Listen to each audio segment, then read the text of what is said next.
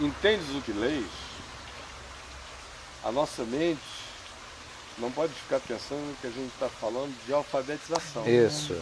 Nem de Mobral. Aham. E nem de capacidade de juntar A com B e dizer A, botar um O depois e falar abo. Não é disso. Porque a mulher de Pedro não sabia ler. Todo Não mundo existia isso aqui há muito tempo, não, isso há aqui anos. é brincadeira. Papel. Isso aqui é computador do século XVI. Aham. Tá? Então é só isso. Computador do século XVI não está aqui para ser cultuado, assim como esse laptop também não. Nós estamos falando de imaterialidades. Conquanto o texto que deu origem a essa questão seja Atos 8, com o etíope superintendendo o tesouro de Candace, dos etíopes, que estavam voltando de Jerusalém para a Etiópia, depois de ter adorado pela influência que os cultos e a mentalidade religiosa judaica tinha sobre os etíopes desde o tempo de Salomão, uma outra história antiga e longa, ele vai voltando, lendo Isaías 53, e fazendo uma leitura alta, Aham. o que também mostra a dificuldade de leiturabilidade. Né? Se a própria intimidade dele com a possibilidade de ler fosse tão grande assim, a natureza é poupar a garganta. Normalmente você lê baixo, lentamente. A necessidade da leitura alta ou é uma decisão voluntária, eu quero ler alto, ou frequentemente é uma necessidade cerebral de ouvir o som do que você está juntando, quando você ainda não junta aquilo com a naturalidade fluente com Os a qual déficits nós de atenção estamos acostumados hoje. Também se tem que levar em consideração que o homem vinha lendo uma outra língua. Ele era etíope. Ele vinha lendo em hebraico, provavelmente, o texto. Mas o fato é que ele está lendo alto, o que é uma anomalia. E Filipe, que tinha recebido a instrução, vai correndo ao lado do carro, da carruagem. Por isso é que ele ouve. E é por isso que ele pergunta, compreendes o que vens lendo? Do contrário, a menos que se dissesse, e o Senhor revelou a Filipe que o texto que o eunuco lia era... Não, ele não precisou disso, ele ouviu. Ele ouviu do que se tratava. O homem estava lendo alto, estava fazendo um esforço de leitura. E um segundo esforço de compreensão, de entendimento, ele queria discernir. Então vamos voltar ao ponto original, que foi sobre a leiturabilidade, sobre a capacidade de leitura, de leitores. Eu te confesso, irmão, que esse ainda não é o problema. Porque eu também nasci num tempo em que pouca gente sabia ler. A minha avó, por exemplo, era uma superdotada na comunidade, porque ela sabia ler e tinha uma caligrafia bonita. Então o que acontecia? Mulheres iam para casa de quem sabia ler, de uma amiga, irmã que soubesse ler, e elas liam, alguém lia, e os outros ouviam, de olho fechado. Ouviam. Outra coisa. Isso era uma tradição, né? Os templos, as reuniões nos templos, liam a Bíblia. Ou seja, era normal no passado que alguém que frequentasse regularmente uma reunião lesse a Bíblia o ano inteiro, ou sozinho, ou na reunião pública. Porque muitas reuniões públicas seguiam aquele método de 3 capítulos do Velho e um do Novo, de modo que durante o ano eles publicamente liam. A maioria carregava o livro, mas a maioria não tinha nem compreensão de português para entender até a literatura em si, que é meio complicada em algumas versões. Imagine no passado. E as versões na linguagem de hoje nunca pegaram. A essência. Nunca pegaram para os crentes antigos. Né? Elas foram feitas naquela intenção de vamos facilitar a compreensão, substituir mancebo por moço, substituir o varão, que já tem gente pensando que pode ser outra coisa, por homem. Vamos substituir Concupiscência. concupiscência por desejo. Beneplácito, por boa vontade. Por boa vontade. Enfim, todas essas coisas. Mas não pegou, né? Porque até exageraram na primeira tradução. Aí ficaram, então, Pedro xingou Jesus. Aí já foram para outro lado, ficou assim meio banal. O que dirá a Bíblia na linguagem de hoje, né? Ficou muito patético. Sem poesia. Ficou. Não precisavam ter feito daquele jeito. Né? É fácil fazer uma paráfrase. Sinceramente, do Novo Testamento. É verdade. É fácil. 3, 4 versões, não precisa nem muita preocupação com o grego, com o hebraico, se você tiver consciência da mensagem, é fácil fazer, bonita, bem feita, limpinha, clara, sem mutilar nada, deixando as pessoas entenderem tudo, mas nunca foi feito assim. Então, tem algumas melhores hoje em dia, né? E outras nem tanto. Mas esse não é um impedimento, porque eu me lembro dos analfabetos conhecendo as Escrituras. Quando Jesus, a gente abre em A Lucas, coisa é o ouvir, né? a ênfase de Romanos 10. A fé vem pelo ouvir, e pelo ouvir a palavra de Deus, mas era gente que estava ouvindo a palavra de Deus. Hoje tem gente ouvindo o nome de Deus, o apelido de Jesus, mas não a palavra de Deus. Quando a gente está aqui em Lucas, depois da ressurreição, no episódio de Emaús, o episódio de Emaús termina dizendo, então o próprio Jesus expôs o que a seu respeito constava em todas as Escrituras, começando de Moisés, fazendo alusão ao Pentateuco, do Gênesis para frente, foi mostrando nos Salmos e nos Profetas, em todas as Escrituras, o que constava a seu respeito. Ora, aquelas pessoas que estavam andando naquele caminho, por mais versadas que fossem na Escritura do Antigo Testamento, com certeza absoluta, elas não tinham aquilo de modo enciclopédico guardado na cabeça. Como a maioria dos apóstolos não tinha. Sim. Né? Quem tinha dentre eles era Paulo, por criação, por educação rabínica. Os outros estavam pescando, estavam fazendo outras coisas. Não sei Eles ouviam o texto da sinagoga. Não sei se tem a ver, mas por exemplo, você falou um pouquinho da questão do eunuco, não sei se teria um link, mas o Jota levantou uma questão aqui, o Jota lá da Flórida, Joel. Queria saber, como foi que o eunuco cresceu na consciência da graça e na fé em Jesus sem que jamais ele tivesse os evangelhos escritos apostólicos? Teria mais ou menos a ver com isso que você está querendo... Eu acho que quando Jesus expôs o que a seu respeito constava nas Escrituras, no Novo Testamento, como a gente o conhece, veio a ser ajuntado séculos depois.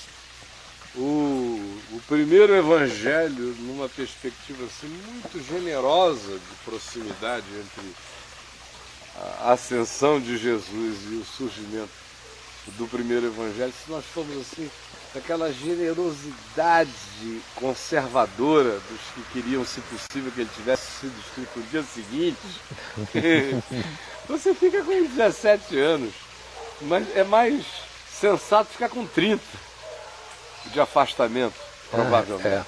Né? Ora, foram 30 anos sem um texto desse a ser lido. Tradições orais.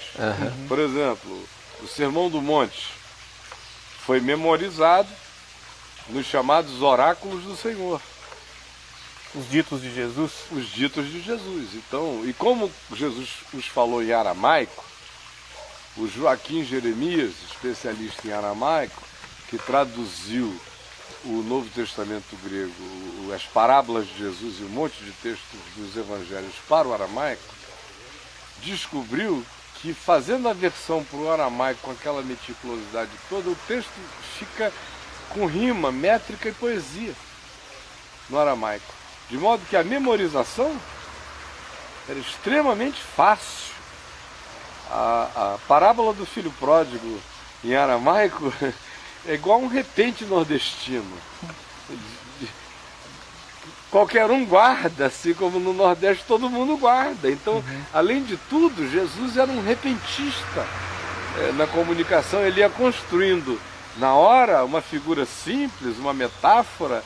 Isso era uma característica daquele tempo também, né? Mas os encadeamentos facilitavam a memorização, porque esse era o modo de manter a genuinidade de uma informação viajando de modo oral, sem alteração. A não acessibilidade a livros. Se você criasse a própria formatação da métrica, da rima, é o que faz uma música se imortalizar. Do contrário, não. Né? Então, voltando à questão da leitura física, ela é importante, mas ela nunca foi essencial. Se ela tivesse sido essencial, nós não teríamos tido o Novo Testamento, que a exceção de Paulo e provavelmente dos escritores de Hebreus, os demais foram crescendo na compreensão do Velho Testamento por causa de Jesus. Por causa de Jesus. Do contrário, meu irmão, nulidades. Que o pessoal fica pensando que Pedro estava jogando rede lá no mar a vida inteira e dizendo: lê aí Jeremias para me alimentar enquanto eu estou... Minha devocional. Nem saber disso. Como a maioria deles. Então, pois não, querido. Dentro de Provérbios a gente encontra que a sabedoria está nas ruas, está nas praças, procurando quem é que quer ser sábio. Essa palavra que entendes o que lês, seria ela não verbal, manifesta do Espírito para o Espírito? Eu acho que você está fazendo uma viagem muito existencial, porque ela tem objetividade, essa questão, não é?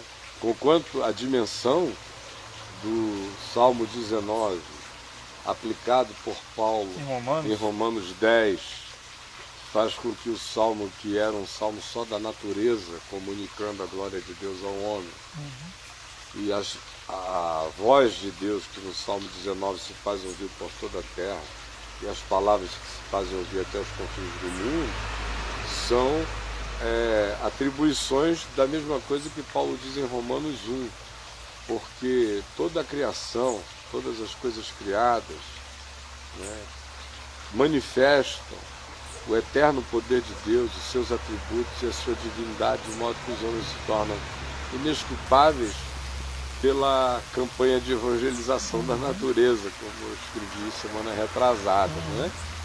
Mas Paulo vai mais adiante, viola todos os princípios hermenêuticos fixados pelas hermenêuticas cristãs e pega o texto de Atos de Salmo 19 e o aplica em Romanos 10, fazendo com que a pregação da natureza se torne equivalente ao significado da pregação verbal do Evangelho, quanto a excusar ou inexcusar os homens.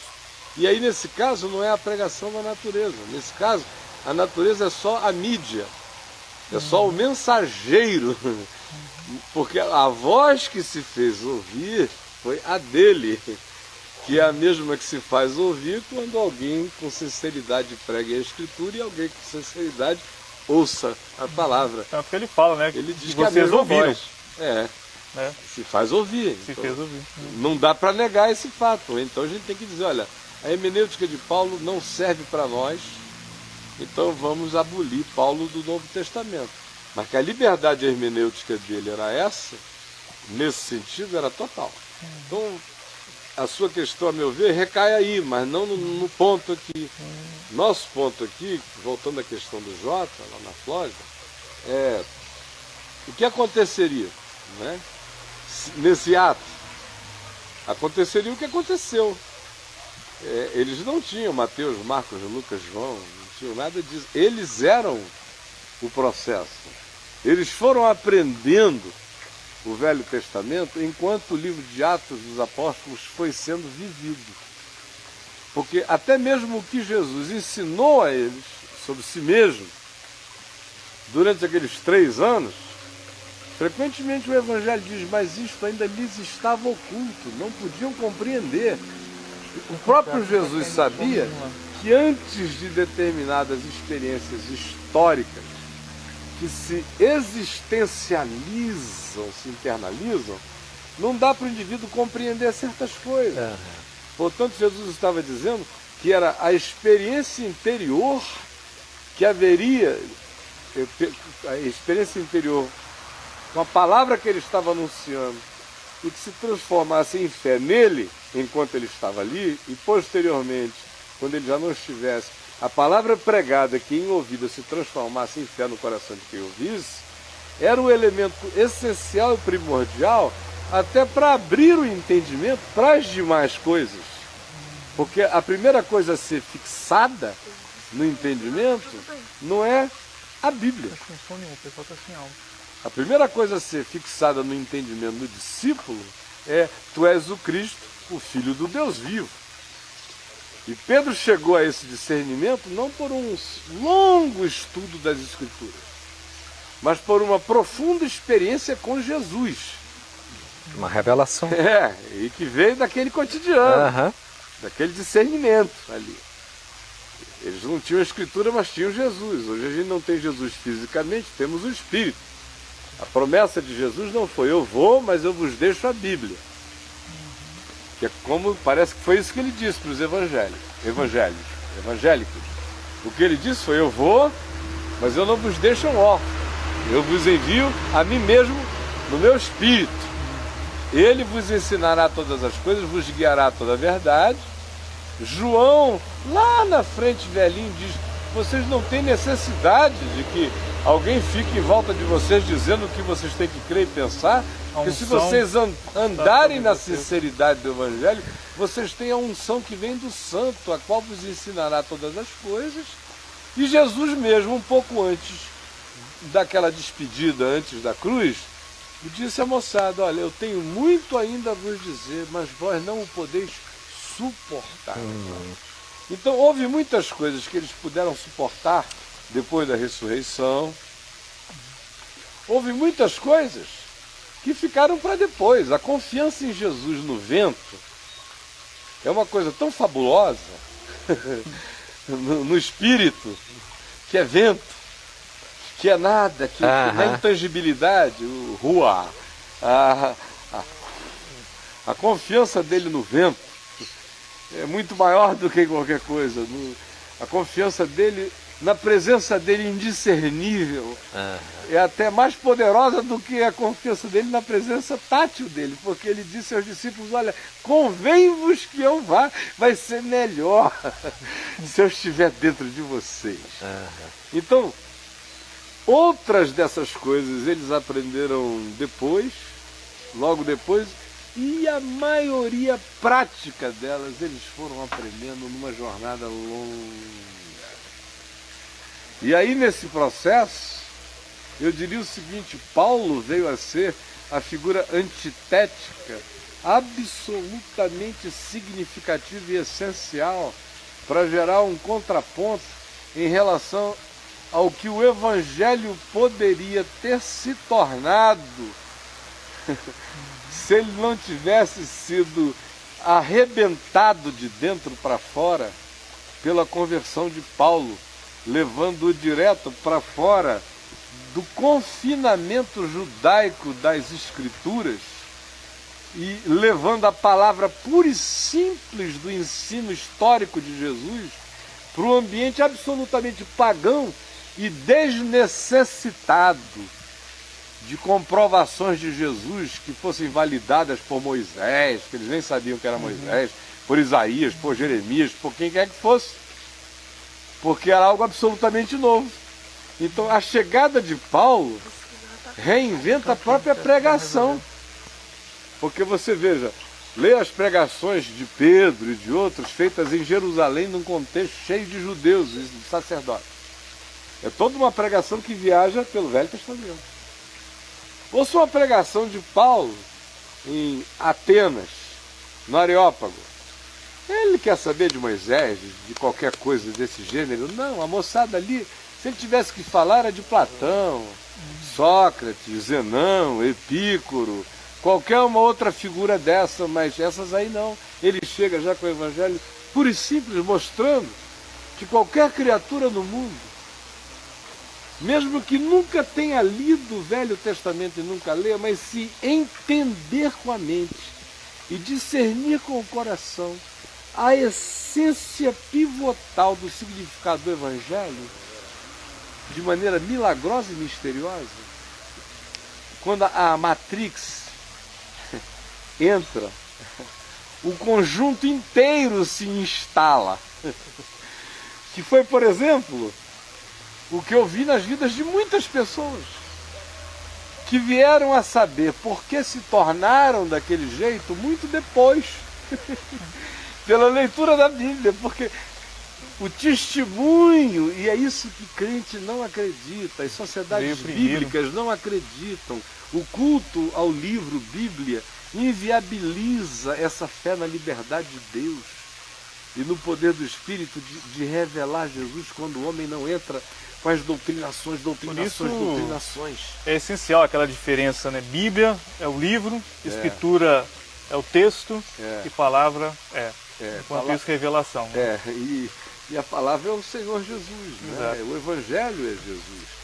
Então, o que eu ia dizendo era, o meu pai, por exemplo, não deu tempo para em 15 dias, para um cara agnóstico, ter lido só Mateus, Marcos, Lucas e João uma única vez e ficar com aquela compreensão do mundo espiritual que o fez 3 meses depois de convertido tornar-se professor da escola dominical numa classe de presbíteros com 40 anos de presbiterato, diáconos a vida inteira, pastores membros da classe. Eu lembro de você falar dele, quando ele foi na igreja, ele fica encabulado com a topeira lá, né? Com a mulher que estava citando Hebreus 11, né? E ali era o equívoco dele, né? Você acha que nesse processo, como você citou o teu pai, o essencial é entender, aprender a ler a palavra ou aprender primeiro a lermos a nós mesmos? Eu acho que a primeira coisa essencial é ninguém encontra de fato Jesus sem que um de 2 processos tenha iniciado. No fim serão 2 básicos. Ou o indivíduo encontrou Jesus e se enxergou, ou o indivíduo se enxergou e encontrou Jesus logo, né? Porque senão ele fica doido, né? Então, você vê, por exemplo, Paulo encontra Jesus e se enxerga. Sim. Pedro se enxerga e encontra Jesus. Retira-te de mim porque eu sou um pecador. A autopercepção, todavia, que ele teve, foi gerada pela realidade sensível que ele teve de que ele estava diante do outro, do santo, do absoluto. Retira-te de mim que eu sou um pecador. Ele se enxergou aí. Paulo não teve essa iluminação, porque ele era a luz das trevas em ânimo dele. Foi o estupro celestial que reinterpreta na cabeça dele tudo que tinha sido acumulado durante 28, 30 anos de ensino. Mas ainda assim, Paulo não passou por um processo, né? Porque eu acho que esse ato imediato de Deus lhe trouxe um rasgo na existência realmente, que ele fez abrir o entendimento. No entanto, a gente o vê chegar em Damasco, ir à sinagoga e pedirem a ele para testemunhar, porque a primeira coisa que ele dá é um testemunho. Aí logo depois a gente vê aquelas mudanças verbais de Lucas, né? Sim. Aí ele começou a afirmar, aí logo depois diz que ele começou a mostrar concatenadamente, logo depois diz que ele começou a mostrar com exatidão, logo depois diz que ele persuadia, logo depois os inimigos dizem, esse que persuade, ele ficou quase irresistível. A cantada evangelizadora ficou irresistível. Não, porque foi um processo interno também, que nele foi acontecendo da mesma forma. Enquanto ele externalizava, aquilo lhe vinha como... A diferença foi a solidão. É que os outros ficaram num processo comunitário em Jerusalém e foram entrando numa indigestão de reflexão sem a mobilização da missão.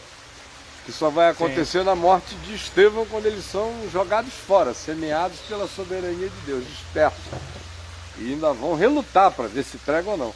Paulo já é nascido com fórceps, como ele mesmo diz em 1 Coríntios 15, né? Trauma, nascido fora de tempo.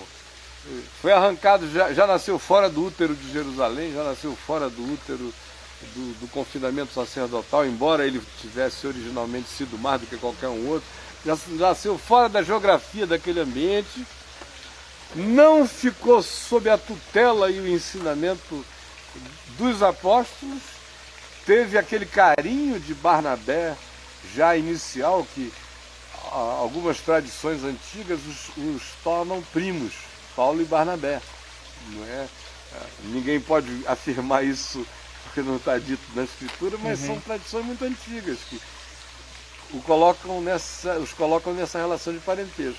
Mas depois ele diz, escrevendo aos Gálatas, que ele ficou 3 anos na Arábia, no deserto, na vida ermitona.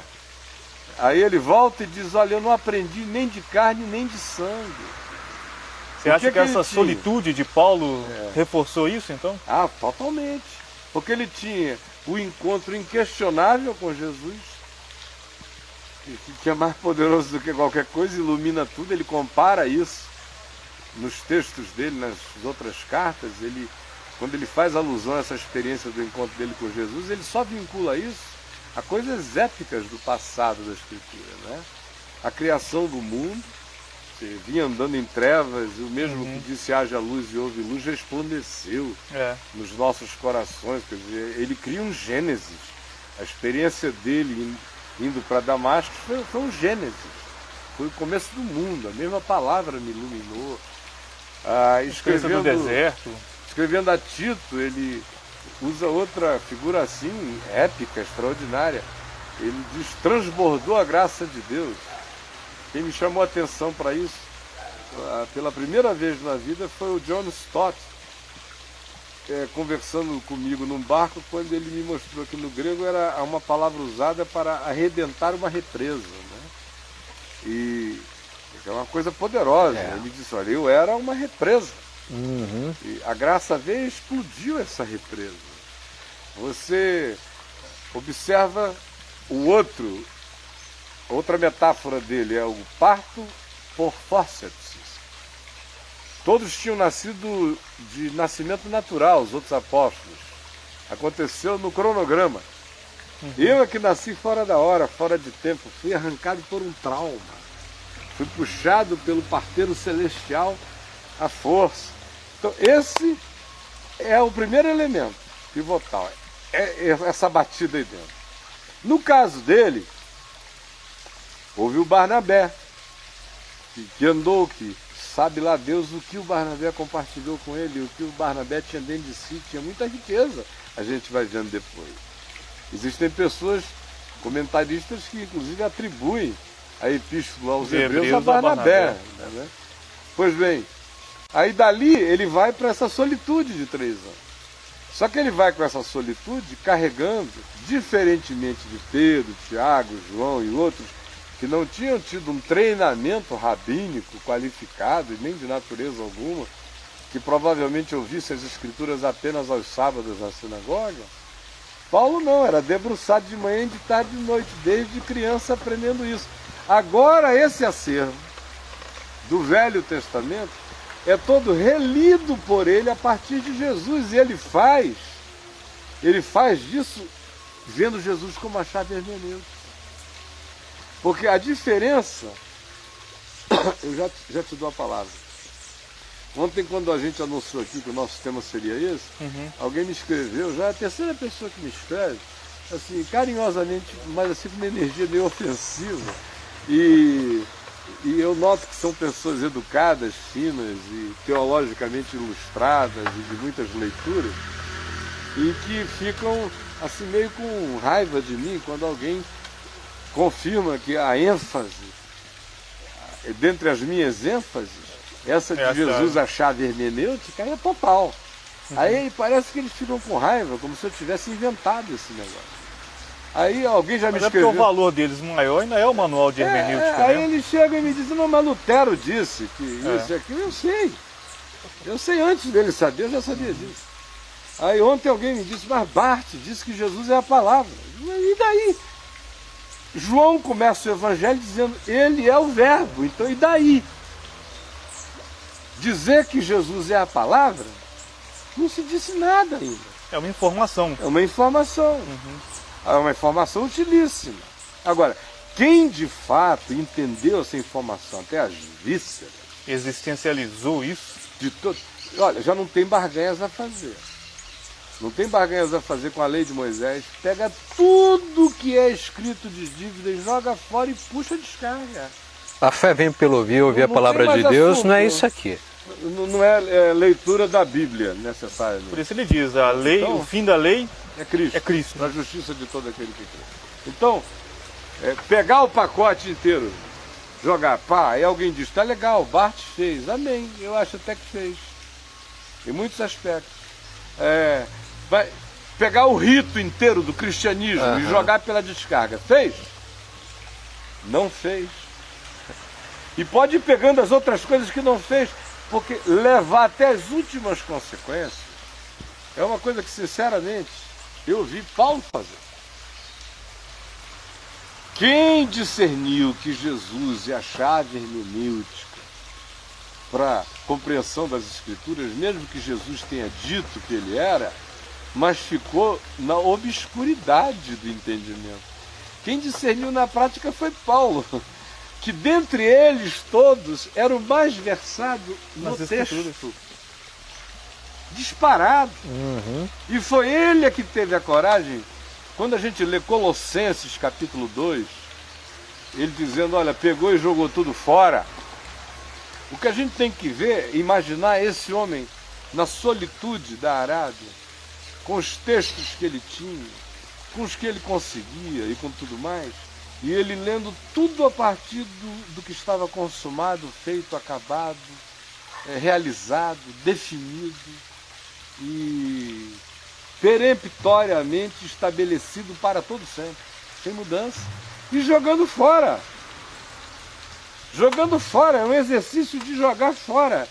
E ao mesmo tempo de dizer, não, isto aqui preserva o espírito da revelação em Deus. Então, o processo dele é ler isso, o que ele fez das escrituras hebraicas, é ler isso a partir desse trauma que ele teve na revelação em Cristo. E da consciência posterior que ele obteve dos conteúdos do Evangelho, Sim, que lhe foram porque passados. o que se faz hoje é o contrário. É procurar aí Jesus. Né? Ele faz a leitura inversa. Né? Ele lê a partir de Jesus. Não tem nada a ver com chegar e dizer assim, por exemplo, nosso amigo Lutero. Vamos jogar Ruth fora, porque Ruth não fala de Jesus. Mas para mim também não fala de Jesus. Agora, a minha pergunta é, mesmo não falando de Jesus, tem alguma coisa no texto de Ruth que desabona o espírito do Evangelho? Se tiver, para mim fica, se não tiver, não fica. Então uma questão é mais profunda do que foi para Lutero. Sim.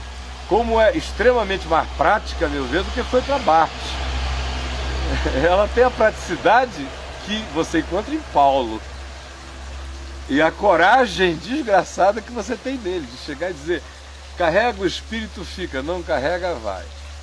Há coisas que a gente joga o pacote inteiro, se quiser pode rasgar mesmo e jogar fora, não terá mais utilidade, a não ser para provar para um judeu legalista, né? Como ele estava desgraçadamente perdido mesmo, porque disso aqui ele não ia escapar. Agora, se fosse qualquer outra pessoa no mundo que não estivesse impressionada com isso aqui, o processo inteiro poderia seguir adiante a partir do Evangelho para frente, no coração de qualquer um. Os crentes trabalham com a seguinte categoria. Parece que para o indivíduo se tornar um cristão, antes ele tem que virar um judeu. Ele tem que virar um judeu para ele se converter. Entrado nas escrituras hebraicas e tudo. Com todos os problemas de um judeu do Velho Testamento, para quem sabe ele se converter. Isso era no passado. Agora vamos deixá-lo judeu mesmo, porque fica melhor, é mais prático. Bota o kippah. Fica mais prático. Não vamos porque bandeira e outros já está normal, né? Então, só concluindo, a gente tem aqui, no caso de Paulo, essa ruptura aqui joga coisas fora, que sustenta outras, que interpreta outras à luz desse Espírito. E tem mais do que isso. Você tem os cortes práticos. Você tem as rupturas práticas.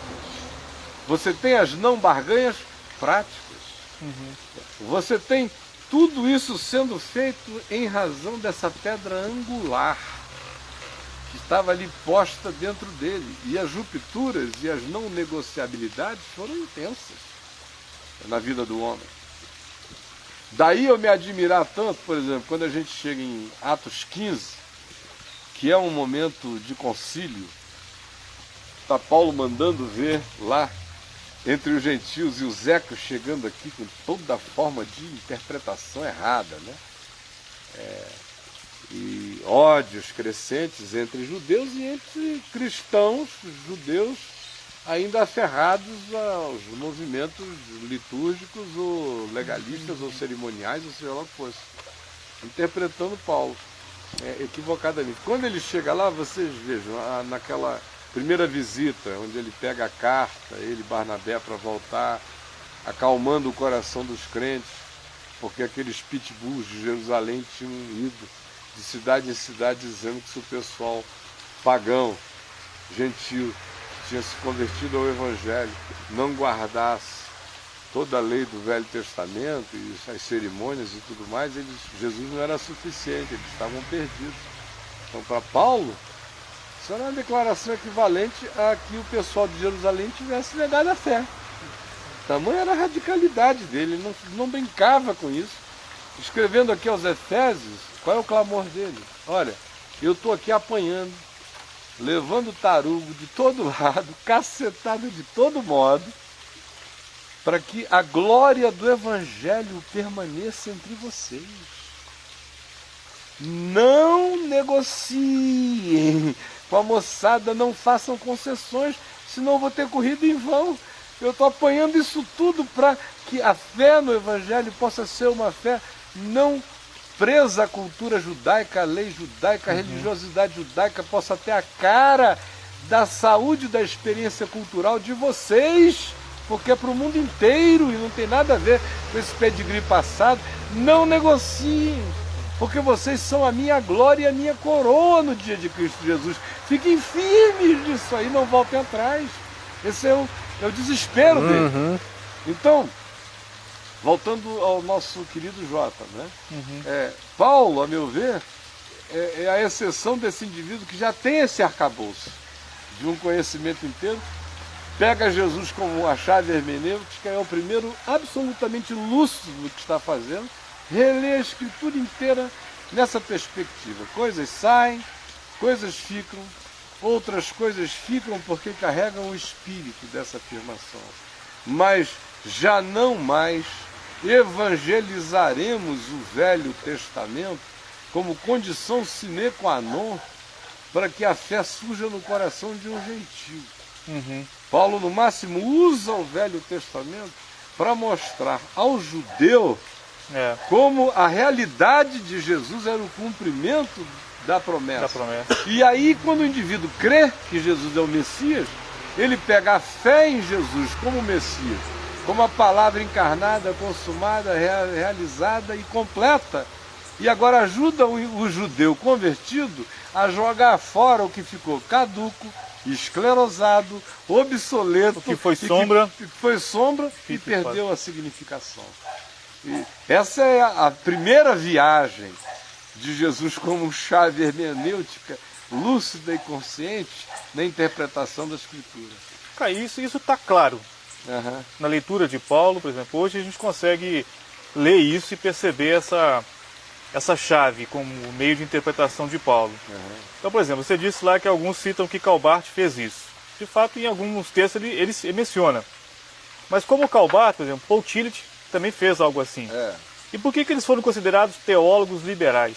É a pergunta de um irmão aqui. Se isso está tão evidente que foi uma postura que Paulo adotou e fez disso uma... Jesus é a palavra, ambos dizem, teólogos liberais. Alguém ouviu Bart ou Tillich dizendo à semelhança da simplicidade das práticas de Jesus, que se aparecesse um endemoniado na presença dos seus alunos, nas faculdades teológicas, era para eles expulsarem? Ou eles fizeram uma tentativa de reinterpretação de Jesus? Ou seja, acho que é aí que Jesus reza. é a chave hermenêutica, ou é a teologia deles que elegeu Jesus como chave hermenêutica, mas que ainda assim peneira o próprio Jesus à luz dessa teologia preconcebida? Então isso era só um postulado. Eu quero ver suas implicações práticas. Exato, porque eu também desconheço de que, por exemplo, o Tillich faria isso. Em que esquina esse grito foi dado? Em que cabeças ficaram quentes pelas mãos que se impuseram sobre elas em amor? Exato. Se Jesus é a chave hermenêutica, a gente para de conversinha de teólogo nas torres de marfim. Eu não levo a sério essa moçada. Não é porque eles não fossem inteligentes, nem humanos, nem legais, nem bons de conversa. Eu não levo a sério a missiologia da aplicabilidade. Eu não levo a sério a praticidade da reflexão em relação ao que se materializasse como carne e sangue nas estradas reais do mundo. Alguém diz, tá bom, o Barth escreveu a declaração anti-hitleriana, a semelhança de Bonhoeffer se alinhou com ele, não gostava daquilo, lutava contra. Não fez mais do que a sua obrigação. Agora, quem foi pro pau de arara e levar cacete foi quem tinha mais do que uma chave hermenêutica, tinha uma chave que abria portas reais para o cara botar a si mesmo como ente e agente do evangelho no coração da vida, senão não realizou coisa nenhuma. A questão é samaritanizar a palavra mesmo, existencializar, tornar prática. A gente fica discutindo, criar um grupo para dizer, Jesus é a palavra, alguém tem alguma coisa contra? Nem os islâmicos. Exato. O Corão diz, Jesus é a palavra. E daí? A questão são as implicações, são as rupturas, são as não barganhas, são as simplificações que levam isso até as últimas consequências. Se Jesus é a chave hermenêutica para eu compreender as Escrituras, por que eu terei agora uma outra chave hermenêutica para compreender Jesus? Porque a pergunta dele é a seguinte, então por que foram considerados teólogos liberais? Número 1, porque habitavam o plano da elucubração, quase que exclusivamente, com algumas declarações, postulados de papel, práticas de vida. O Paul Tillich tem coisas lindas e maravilhosas que eu gosto dele como um pensador, como eu gosto de muitos outros pensadores.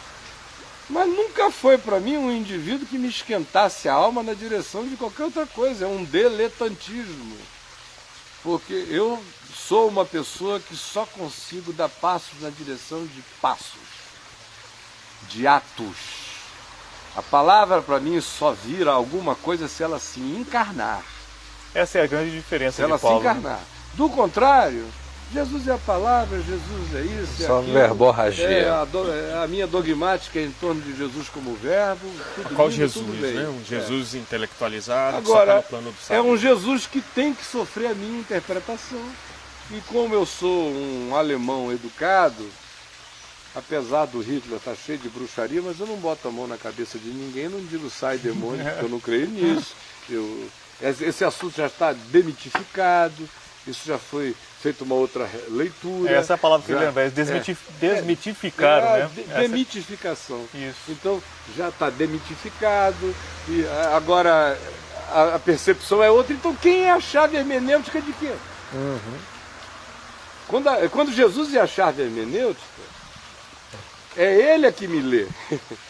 Eu não só leio a Escritura, eu leio ciência a partir dele, eu leio sociologia, eu leio antropologia, eu leio psicologia, eu leio os encontros humanos, eu leio a mim mesmo a partir dele, e tudo mais se sujeita, não à minha interpretação sobre Jesus como palavra, porque esse é que é o pulo do gato que o pessoal não quer enxergar. E acaba a dicotomia. Sabe o que é? O pulo do gato não é esse, é o seguinte, é de que eu não preciso mais nem interpretar a palavra. A palavra está interpretada no nele. verbo. O verbo se encarnou. O software virou programa andante. Virou gente. Então o que era conceito está desconceitualizado. É por isso que ele diz, quem me vê a mim vê o Pai. Exato. Essa é a melhor teologia. Claro! Então eu não tenho mais nem... A tentativa de demitificar Jesus é pecaminosa. Porque eu já me tornei superior a ele, ou então eu o releguei ao plano de apenas uma escritura, uma palavra, que essa é outra coisa que o pessoal não leva em consideração.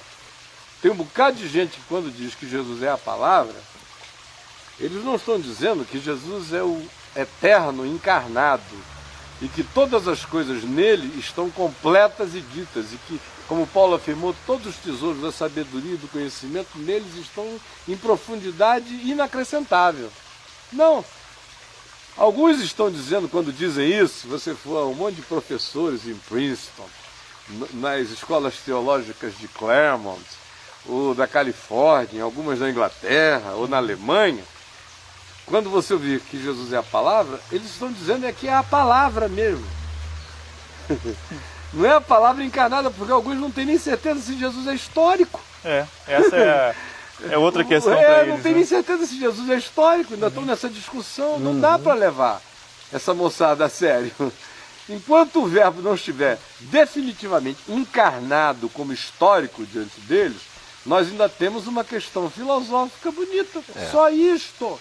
Agora, se Jesus está encarnado como verbo diante deles, não tem mais questão de demitificação de nada. Não tem mais tentativa de vamos tentar compreender como eram aqueles tempos. E será que não é porque eles precisavam tanto de alegoria, de metáfora, e que isso tudo foi nos contado assim? Isso não, só acrescenta, só cria o... Se Jesus é o verbo encarnado mesmo, eu não tenho nem que fazer o esforço interpretativo, porque ele interpretou quase tudo que disse, e quando não tem interpretado com palavras, ele interpretou com atos, com gestos, com movimentos, a menos que ele fosse um esquizofrênico, um fariseu, que o que ele ensinasse, ele não praticasse. Essa foi uma conversa, uma ocasião com o meu querido amigo John Stott, que escreveu aquele livro sobre o Sermão da Montanha, Contra a Cultura Cristã, que é um livro lindo, instrutibilíssimo, maravilhoso. Mas eu, quando terminei de ler o livro, eu fiquei com uma pergunta só. Falei, quando eu encontrar o John, e eu já o conhecia quando o livro chegou, eu falei, quando eu encontrar, eu tenho uma pergunta só a ele. E quando eu encontrei, eu perguntei, eu falei, escuta, por que você gastou tanto tempo com o grego clássico, com os filósofos gregos, com os pais da igreja, com isso e com aquilo, para tentar ver se você chegava perto e próximo do texto, do significado do que Jesus ensinou, fazendo quase que uma média teológica ponderada, do que fosse uma opinião equilibrada nesse inconsciente coletivo, quase a média histórica do inconsciente coletivo interpretando o Sermão do Monte. Porque se você não precisava de nada disso, você não precisa perguntar o que é ser sal da terra. E nem ficar com as alegorias todas, dizendo o sal arde. Legal, o sal arde. O sal isso, o sal aquilo, aquilo outro. Você acha que Jesus tinha alguma preocupação maior naquele momento do que simplesmente dizer dissolvam-se na vida e deem gosto a este mundo? E você acha que ele tinha alguma outra preocupação a mais do que dizer, olhem para mim, porque quem é sal aqui sou eu? Se vocês viverem como eu, está tudo salgado. Se vocês andarem como eu, está tudo iluminado. O que é amor? Eu não preciso perguntar aos filósofos gregos o que é amor, nem fazer a média ponderada do que é amor, nem do significado do ágape. Basta eu olhar como Jesus amou. Ele amou sem babaquice nenhuma, sem romantismo nenhum. Amou com fatos, com verdade, não amou só de palavras. Tinha capacidade de amar alguém como o jovem rico e mesmo amando deixar o cara ali, na necessidade de fazer uma decisão particular, ele seguir adiante. Eu não preciso ficar aprendendo com Plínio o jovem o que é amor. Eu tenho que olhar para Jesus Quem é o meu inimigo e como tratar dele? Eu não preciso fazer uma viagem milenar, com milhares de instruções. Basta ver como é que Jesus tratou os que se fizeram amigos dele. Uhum. Isso tudo está aí. É uma simplificação tão grande que desemprega os teólogos. Uhum. Essa é que é a verdade. Desemprega um monte de coisas. Não há interesse em levar as pessoas a entenderem por elas mesmas o que elas estejam lendo. Olha só, isso que você falou, acho que responde bem a questão que um colocou aqui. Ele perguntou o seguinte: muitos, na tentativa de estabelecer uma hermenêutica cristocêntrica, aí eu queria abrir um parênteses, que essa hermenêutica é nada mais do que estabelecer o postulado. Jesus é a palavra, mas não vai além, né? E estabelecer uma teologia sistemática onde Jesus é a figura pivotal. Sim, Ainda não é se a chave hermenêutica. Exatamente. Aí ele fala, o pessoal confunde tudo, não me entenderam até agora. Exato. Porque ele coloca, nessa tentativa, alguns incorrem no erro de exagerar nas alegorias. Uhum. Aí ele pergunta, quais seriam os cuidados? Você já respondeu. Cuidado, já respondi. Exato. Em Jesus você tem parábolas aplicadas ao cotidiano, à vida. Uhum. Né? Você praticamente não vê Jesus lidar com categorias alegóricas. Você não vê. Você vê Jesus lidar com metáforas. Exato. Comparações, com mas parábolas, reais, né? comparações. Pardais, lírios. Não, está tudo aqui. Né? A dona de casa existe, a dracma existe. Ele não está dizendo que a dona de casa é a igreja, como Scofield, gente de linhas dele, ou antes deles todos, o pai disso tudo, Orígenes, das alegorias cristãs, poderia fazer, porque aí fica uma leitura onde aí que você não tem mesmo Jesus como chave hermenêutica, você tem o Steven Spielberg como emulador da sua produção teológica. Não é? Aí tudo pode virar qualquer coisa. A alegoria é um barco furado. Para mim, a única alegoria no Novo Testamento explicitamente declarada como alegórica, que eu leio com tranquilidade, é a de Paulo? É a de Paulo em Gálatas 4. Porque muitos vão cair para isso. Mas Paulo fez uma alegoria. Mas ali... Daquela de Gálatas 4, e ele estava trabalhando o tempo todo com as categorias históricas. Ele pegou muito mais, foi arquetipias. Modelos arquetípicos. E que ele chama de: estas coisas, irmãos, são apenas uma alegoria para nós hoje. Mas de fato ele está trabalhando com modelos arquetípicos, está dizendo: essa Jerusalém daqui não é a nossa, essa aqui gera para a escravidão, essa aqui não é a Sara celestial, essa aqui é o jeitinho de Abraão, é uma Agar terrena, é uma escrava. E ele está trabalhando com essas categorias, mas você não vê nas cartas dele ele saía abundando nenhuma forma de alegorização. É verdade. O tempo todo ele ia trabalhando com questões reais e quase nunca preocupado com os elementos da antiga aliança. Ele os evoca quando a necessidade é inevitável. Do contrário, o pressuposto dele é Jesus. Jesus é a pedra angular, ele não precisa dos calços antigos. Eu acho que esse é o grande problema do nosso tempo, né?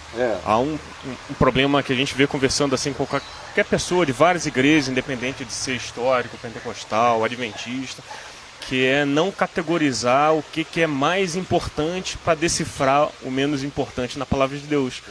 Então você pega escritos do Velho Testamento, bota uma autoridade profunda naquilo ali, que de repente está contradizendo alguma coisa que Paulo disse, e você não sabe colocar Paulo como superior, como fundamento apostólico. O que Jesus ensinou, porque a questão não é nem Paulo como superior, é que Paulo só está ecoando com categorias e linguagens diferentes das linguagens de Jesus, porque a linguagem de Jesus nos evangelhos é a linguagem de um sábio, é a linguagem de um mestre, que fala poucas palavras, as fala com simplicidade ilustrativa, parabólica ou metafórica.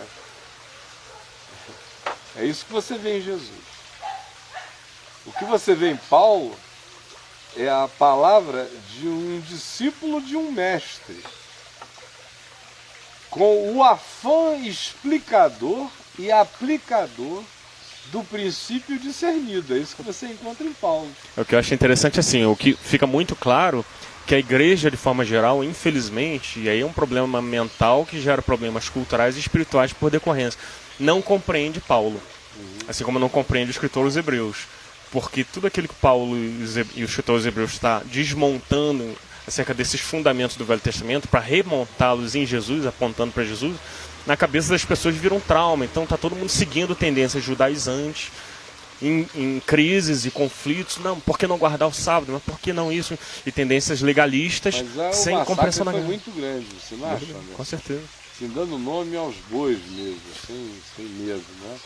A Valnice Milhomes, ela tem que pagar essa conta histórica, ou ela deveria ser honestamente, porque eu conheci a Valnice como missionária em Angola, no tempo que eu era pastor em Manaus, e eu ia pregar muito no Recife, e quando coincidia dela estar de volta ao Brasil, naquelas voltas de descanso, de tempos em tempos, as poucas vezes que a gente se encontrou por lá, ela era aquela missionária batista em Angola. Né? Podia ser careta como batista, podia ser um monte de coisas que ela faça a leitura autocrítica dela na questão pessoal. Agora, ela ainda pregava o Evangelho.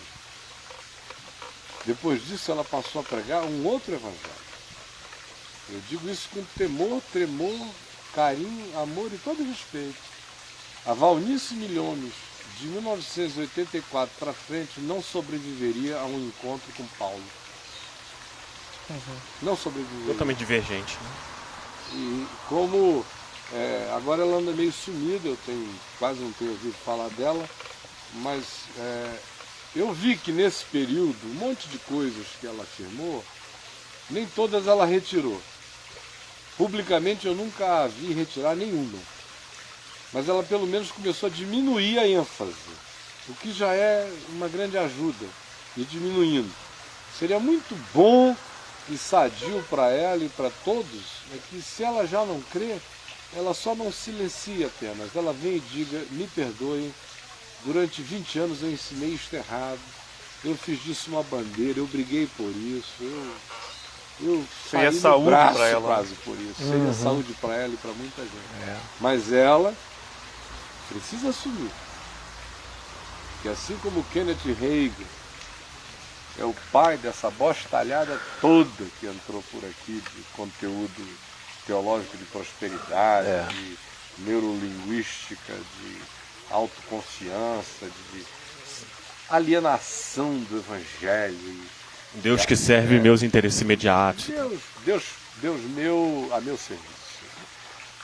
Assim também a gente precisa assumir que a sincretização definitiva da Igreja Evangélica Brasileira foi feita pelo Edir Macedo, embora tenha havido alguns preceptores, e a Valnice precisa assumir que o grande processo de judaização das igrejas evangélicas no Brasil tiveram nela o seu maior porta-voz.